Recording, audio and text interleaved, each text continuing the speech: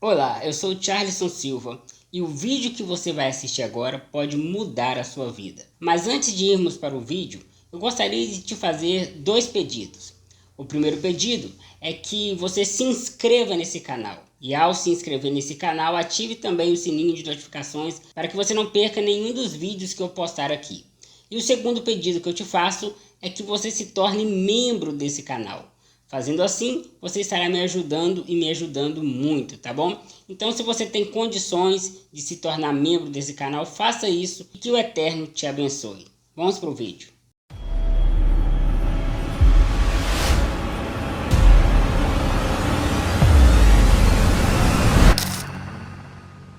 Minha gente, o tema da nossa reflexão de hoje é 3 deturpações do Evangelho feitas pelo sistema religioso. Vou repetir. 3 deturpações do verdadeiro Evangelho feitas pelo sistema religioso. E para que eu possa tomar como base para a nossa reflexão, eu gostaria de te convidar a abrir a sua Bíblia, se você pode, na carta de Paulo aos Gálatas, no capítulo 1, e nós vamos ler o versículo 8 e o versículo 9. Carta de Paulo aos Gálatas, capítulo 1, e o versículo 8 e o versículo de número 9. Se você tem uma Bíblia aí, abra ela comigo. Ô Charles, eu não estou podendo acompanhar agora, porque agora eu estou tendo meus afazeres aqui. Então, ouça o que vai ser dito aqui, tá bom? Está escrito assim, Gálatas capítulo 1, versículo 8 e o versículo 9. Mas, se alguém, mesmo que sejamos nós, ou um anjo do céu, anunciar a vocês um evangelho diferente daquele que temos anunciado, que esta pessoa seja amaldiçoada. Pois já dissemos antes e repetimos: se alguém anunciar um evangelho diferente daquele que vocês aceitaram, que esta pessoa seja amaldiçoada. Primeira verdade que nós observamos aqui é a existência de um outro evangelho que não é o evangelho de Cristo Jesus. Então esta é a primeira verdade implícita ou explícita aqui no texto. Paulo está afirmando a existência de um outro evangelho que não é o evangelho verdadeiro, que não é o evangelho de Jesus. A segunda verdade também que fica clara aqui nesse texto que nós lemos, ou nesses versículos que nós lemos, é que Paulo está falando da existência de pessoas que se dispuseram a propagar, a ensinar esse outro evangelho. Então, se existe um outro evangelho que não é o evangelho de Jesus, também existem pessoas dispostas a propagar esse outro evangelho. E o que me faz refletir é que esse outro evangelho, que na verdade é uma deturpação do verdadeiro evangelho, tomou o lugar do verdadeiro evangelho, principalmente a partir de 313, principalmente a partir de Constantino. Esse evangelho deturpado, fajuto, falso, mentiroso, tomou o lugar do evangelho puro e genuíno, que é o evangelho de Jesus. E por que a proporção desse evangelho cresceu de maneira tão absurda? Por 2 motivos.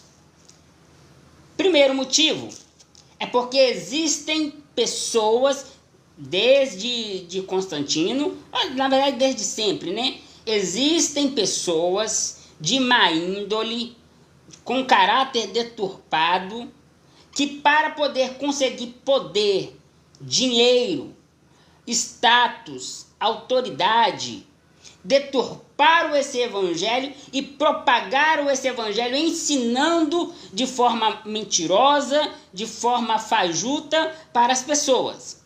Então esse é o primeiro motivo pelo qual esse falso evangelho cresceu de forma tão absurda. Porque pessoas de mau caráter, falsos líderes, decidiram deliberadamente propagar esse evangelho e ensinar esse falso evangelho para as pessoas. O segundo motivo é que pessoas sinceras, de bom coração, desejosas a de fato servir a Deus, aprenderam esse outro evangelho. Aprenderam, foram doutrinadas nessa mentira que tem sido ensinada ainda nos dias de hoje. E a essas pessoas foi delegadas a missão de ensinar outras. Então é como que uma pirâmide, né? Foi-se doutrinado de forma errada e dada esta missão de doutrinar outras pessoas. De forma que hoje nós estamos lidando com um sistema religioso composto por esses dois grupos de pessoas. Pessoas de mau caráter, que deliberadamente decidiram enganar o povo, que deliberadamente decidiram aprisionar, manipular e alienar o povo. E por outro lado, tem aquelas pessoas sinceras, mas que estão ensinando um evangelho errado, um evangelho falso. Por quê? Porque são más pessoas? Não, porque aprenderam do jeito errado. E a mentira tem se passado por verdade. Você consegue compreender? De forma que, eu não estou generalizando, mas o que nós ouvimos na maioria das denominações é um evangelho deturpado, é um evangelho falso, que aprisiona, que cativa a mente das pessoas, aprisionando-as e não permitindo com que essas pessoas sequer raciocinem, não permitindo que as pessoas sequer observem a Bíblia com o olhar do Evangelho, com o olhar de Jesus. E dessa forma, a deturpação do verdadeiro Evangelho tem chegado a muitos, assim como já chegou até mim, e eu acredito que já chegou até você também. Mas como eu disse aqui no início, o tema da nossa reflexão de hoje é 3 deturpações que o sistema religioso causou no verdadeiro evangelho. E a primeira deturpação que o sistema religioso causou é a obrigatoriedade em frequentar templos. Repito, a primeira deturpação do verdadeiro evangelho é a obrigatoriedade de frequentar templos. Deixa eu colocar aqui entre parênteses para você. Eu não estou aqui proibindo ninguém de frequentar um templo. Não estou proibindo. Porque se eu o estivesse fazendo, eu estaria tão errado quanto. Porque eu estaria indo no outro extremo. Você compreende? Então não existe nenhuma proibição, minha gente, em você frequentar um templo. Ô Charles, eu vou no templo porque eu gosto das pessoas, eu gosto de ouvir os hinos, eu gosto de ouvir a mensagem. Ok, não existe nenhuma proibição. Porém, no verdadeiro evangelho também não existe nenhuma obrigatoriedade de frequentar templos para servir a Deus. Não existe.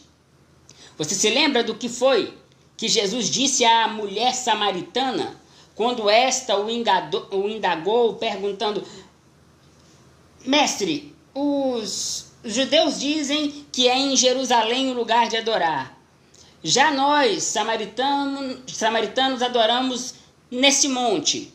Agora, qual é o verdadeiro lugar de adorar? É num templo, é no monte? Onde é que a gente adora? E Jesus responde para essa mulher: ô mulher, você está preocupada com o lugar, e o lugar não é importante. Porque o Pai procura aqueles que o adoram em espírito e em verdade. Porque assim adoram os verdadeiros adoradores. em espírito e em verdade. Esta é a máxima do Evangelho, minha gente. É adorar em espírito e em verdade. É aqui dentro, é a sinceridade. Você compreende? Agora, o sistema religioso, ele quer impor sobre você que se você não estiver dentro de um templo, se você não for membro, e detalhe, não basta frequentar o templo, você tem que se tornar membro daquela denominação. De forma que se você não for membro de nenhuma denominação, você é considerado desviado. Ou você é considerado apenas alguém que... apenas alguém que se agrada do ambiente. Nada mais que isso. De forma que no sistema religioso, você só é salvo se você é membro frequentante de um templo, de uma denominação. E para te segurar e para te atrair para esse templo, eles usam de muitos artifícios. Como, por exemplo, o marketing, né? Quem nunca ouviu aquela frase, né? Antes de vir para essa igreja, eu tinha um carro. Depois que eu cheguei aqui, Deus me deu 5 carros. Antes de vir para essa denominação, eu tinha um trabalho. Hoje eu sou, depois que eu cheguei aqui, eu sou o dono da empresa. Você consegue compreender? E assim vai atraindo as pessoas. Sem falar também nas entrevistas com os chamados diabos, com os espíritos que eles expulsam lá na frente, né? O pastor vai expulsar o espírito e antes de expulsar o demônio fala: eu pego todos aqueles que não frequentam esta igreja, porque esta igreja é poderosa, esta igreja tem a aprovação de Deus. E causando medo nas pessoas, as pessoas começam a irem para esses lugares. Por quê? Por que essas pessoas fazem isso? Por que esses líderes fazem isso? Por pelo menos um desses 2 motivos que eu falei no início.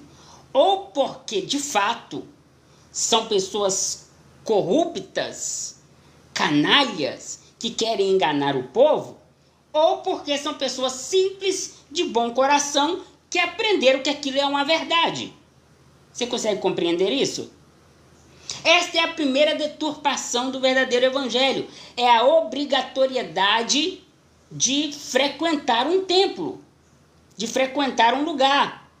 Frequentemente eu estou aqui fazendo as minhas lives, ou eu estava, né, porque eu estou retornando agora, mas quando eu fazia as lives aqui diariamente, praticamente todos os dias, alguém entrava aqui e falava: você é um filho do diabo, porque nem na igreja você vai. Você é um filho de Satanás, porque você é contra os templos. Eu não sou contra templo, minha gente. Repito, não sou contra templo nenhum. O que eu prego e ensino aqui é aquilo que o Evangelho ensina. E o que o Evangelho ensina? É que Jesus não está procurando qual é o prédio mais bonito, que tem um ar-condicionado mais refrescante, que tem o som mais agradável. Jesus não está procurando rol de membros de denominação nenhuma. O que ele procura são verdadeiros adoradores. E esses verdadeiros adoradores não são reconhecidos por estar dentro de um templo, mas são reconhecidos pela maneira de adorar. Adoram em espírito e em verdade.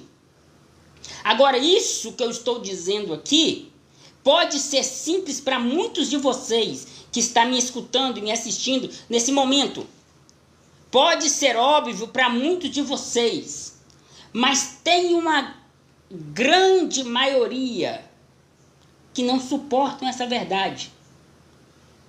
Principalmente se tratando de líderes. Eu recebo mensagens, assim, diariamente, praticamente, de líderes religiosos me criticando, me xingando, falando da minha deficiência. Você é deficiente por culpa sua, é castigo de Deus, é por isso que você não anda, porque sem andar você já é rebelde, já imaginou se andasse. É o que eu escuto diariamente.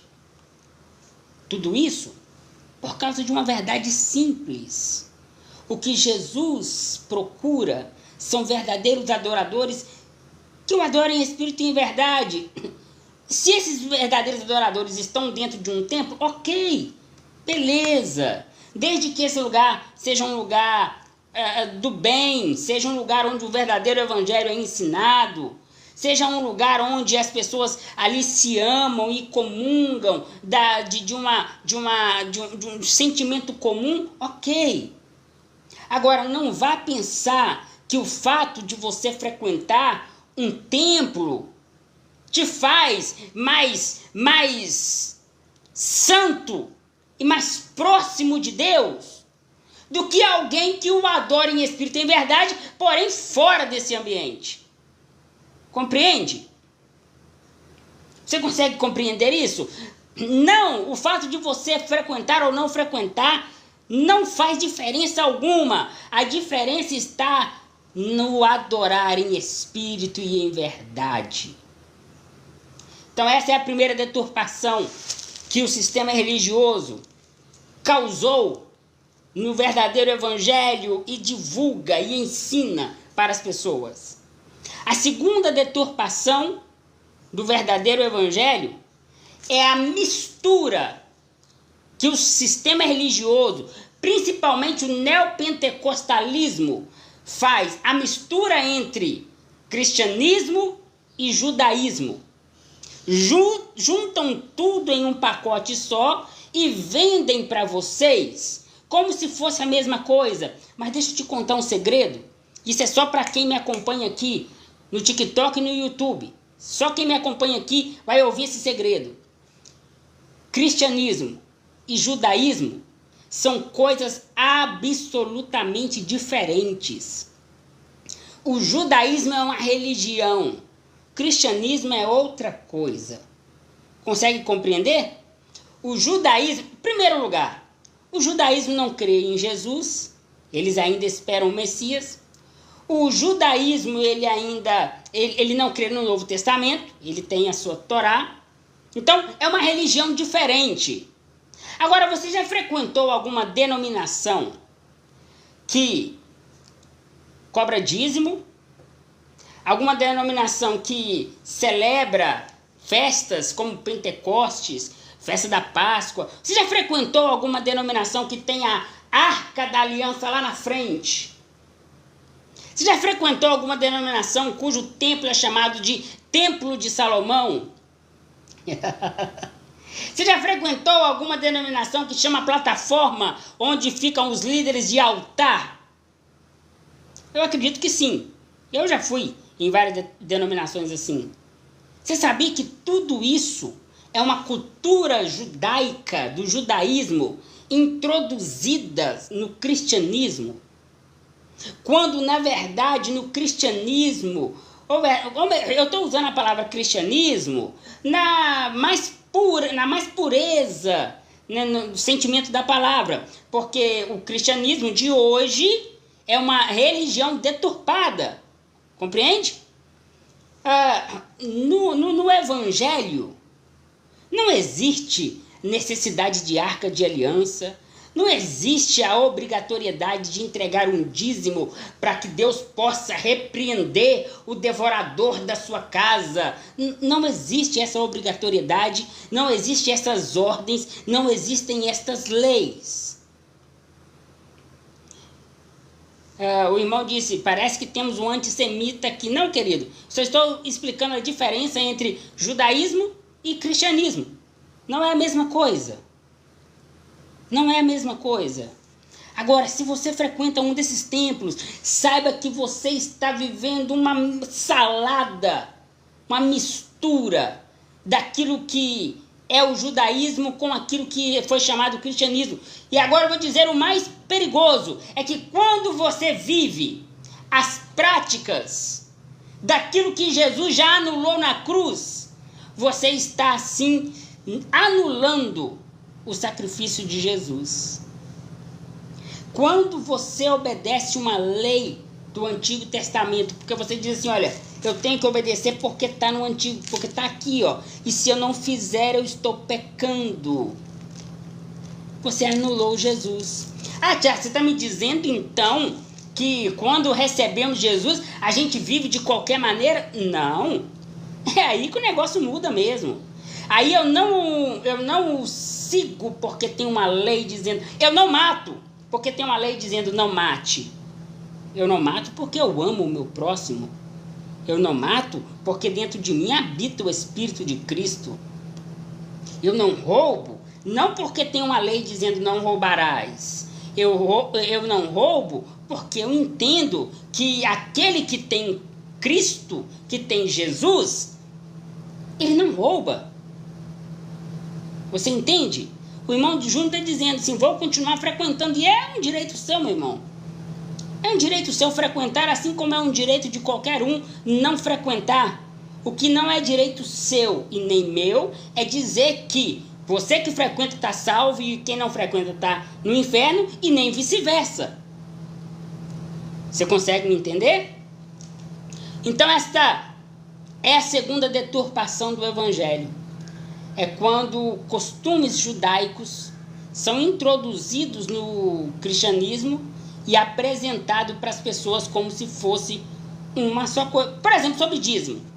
E olha só qual é a jogada, a estratégia de muitos para poder conseguir arrecadar dízimo.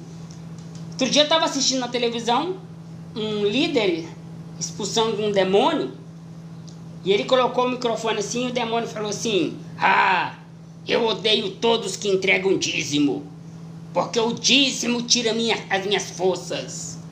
O dízimo me expulsa. Eu odeio todos que entregam dízimo, porque quem entrega dízimo é protegido por Deus. E quando o demônio falou isso, o povo pulava e o pastor pedia para a igreja ficar em pé e perguntava quem é que é dizimista, e os dizimistas levantavam a mão e davam glória, e o pastor dizia: e se você não é dizimista, torne-se dizimista hoje para você ser abençoado por Deus. Minha gente, e o povo não consegue enxergar estas estratégias para poder fazer medo nas pessoas e aprisioná-las dentro de correntes do engano, da mentira, fazendo com que estas pessoas fiquem presas em uma cultura que não é a nossa, que foi vencida e cravada na cruz. Sabe aquela cédula que era contra nós, a lei? Isso, a lei. Aquela lei que é, segundo as palavras de Paulo, a lei para a morte. Elas foram cravadas na cruz. O véu do templo foi rasgado de alto a baixo. Mas infelizmente tem pessoas que preferem continuarem debaixo desse jugo da escravidão. E que jugo da escravidão é esse que Paulo está falando? É exatamente a observância a esta lei que já fomos liberados dela. Já fomos liberados dela. É como um passarinho cuja porta da gaiola é aberta. E ele se recusa a sair e ser livre, porque ele se sente confortável ali dentro, porque ele se sente bem ali dentro, ele já se acostumou com o ambiente da gaiola, com a circunferência e o tamanho da gaiola, ele já se acostumou com essas coisas. Assim é todo aquele que diz ter conhecido Jesus, mas permanece preso nessas práticas do Antigo Testamento. Então a primeira deturpação causada pelo sistema religioso no verdadeiro evangelho é a obrigatoriedade de frequentar templos. Segunda deturpação é a mistura entre judaísmo e cristianismo. E a terceira e última deturpação que eu quero falar com você aqui nessa tarde é a pregação de um evangelho da prosperidade, ensinando as pessoas que se elas colocarem Deus na parede, Deus é obrigado a dar aquilo que essas pessoas querem receber. Se colocarem Deus na parede, Deus tem que fazer ou eu rasgo a minha Bíblia. É assim que eles fazem. Tem um vídeo aí, se você procurar no YouTube, você encontra, do Edir Macedo ensinando os seus pastores a cobrar dinheiro, a pedir dinheiro. E o Edir Macedo é claro, ele diz o seguinte: olha, vocês têm que ensinar. Pega a Bíblia e fala: se Deus não deu, rasgo a minha Bíblia.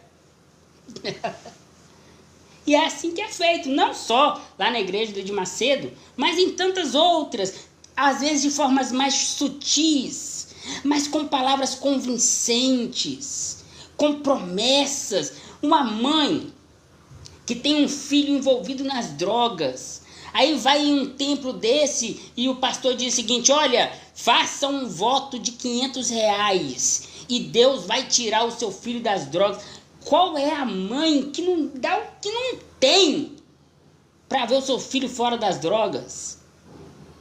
Qual é a mãe que, tendo um filho nas drogas, ao ouvir um discurso desse, não enfia a mão no bolso, se não tiver dinheiro, liga para patrão, para patroa e diz assim: me empresta esse dinheiro.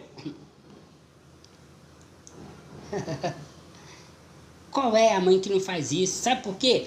Porque são usadas estratégias para poder convencer as pessoas a fazer o que eles querem que faça. Agora, se existe esse evangelho deturpado, falso, mentiroso e fajuto, que é o que é pregado na maioria, repito, não é em todos, mas na maioria dos templos, das denominações, repito, para os fariseus de plantão que estão aqui, não é todos, é maioria, mas existe sim uma grande maioria que tem pregado esse evangelho deturpado.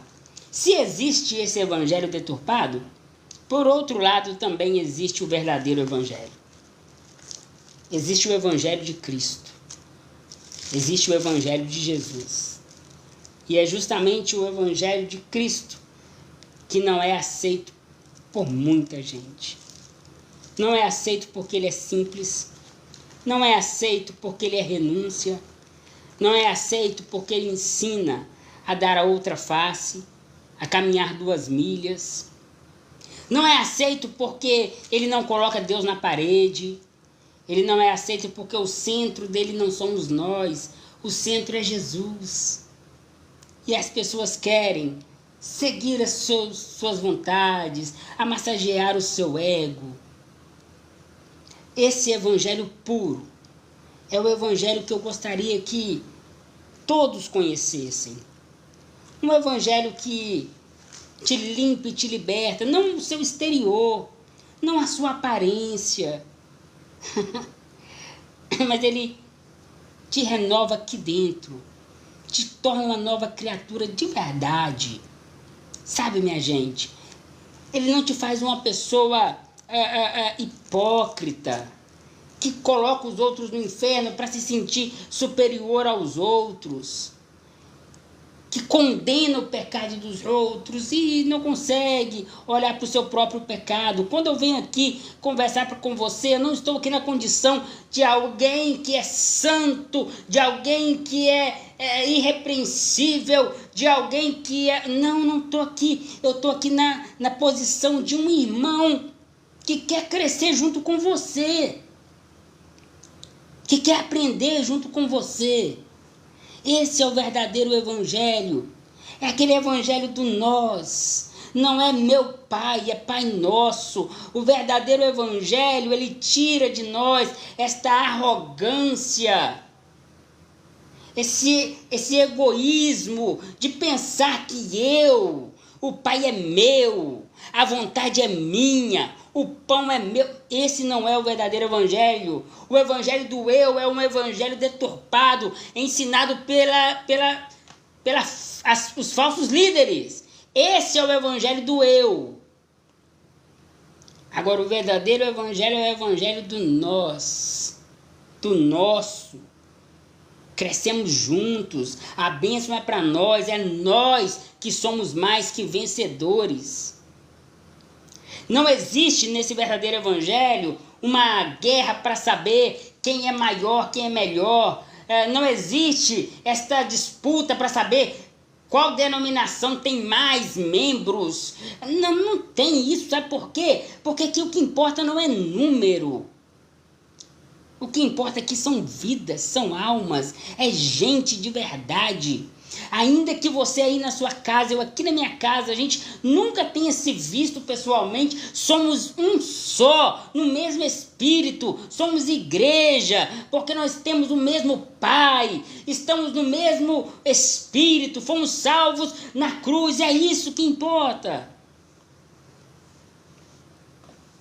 E eu encerro dizendo a vocês que anunciar o verdadeiro evangelho é uma missão árdua e muito árdua.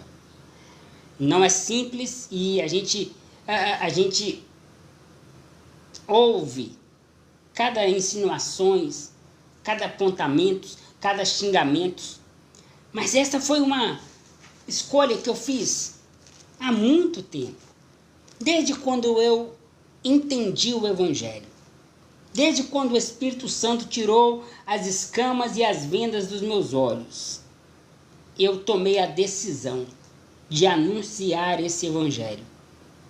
Você pode não concordar comigo, você pode não gostar da minha voz, você pode julgar a minha aparência, é um direito seu, assim como é um direito meu anunciar o verdadeiro evangelho. E ai de mim se não fizer isso, porque eu sinto, e não é porque eu fui obrigado a isso, mas eu sinto dentro de mim essa necessidade de anunciar esse evangelho.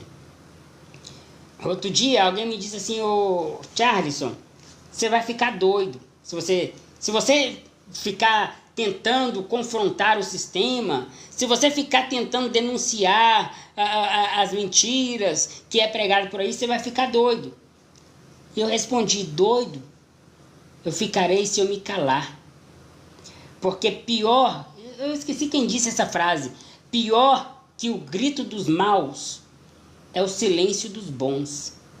E você que está me assistindo aqui agora, se você tem essa compreensão do evangelho, não se cala, meu querido. Anuncie mesmo, não precisa brigar, não precisa discutir. Quem briga é quem não tem certeza. Sabe? Se você tem certeza do verdadeiro evangelho, anuncie ele, anuncie com a sua vida. Se não der para falar com palavras, só viva e pronto.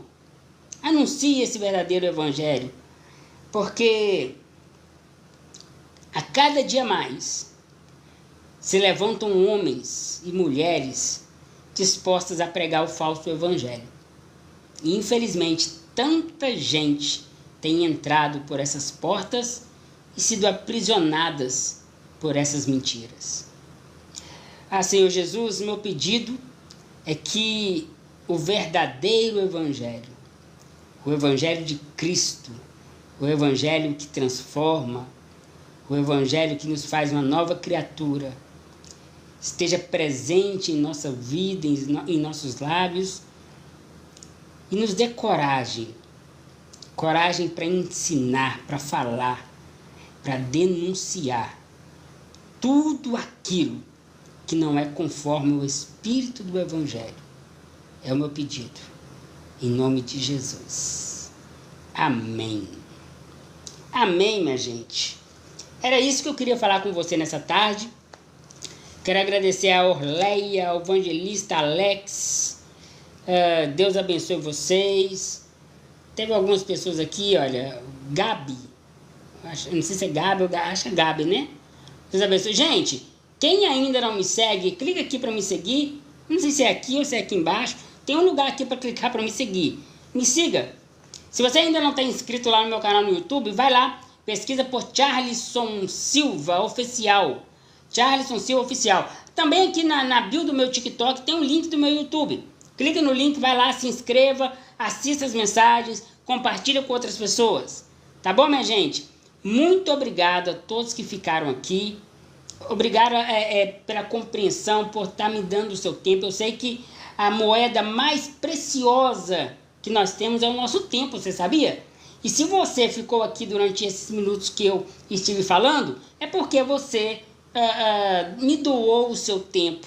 Você confiou em me ouvir. Então, muito obrigado por isso, tá bom? Um beijão a todos. Até mais, se Deus quiser. Eu acredito que hoje à noite eu retornarei aqui para trazer mais uma mensagem. Tá bom? Forte abraço. Fiquem todos com Deus.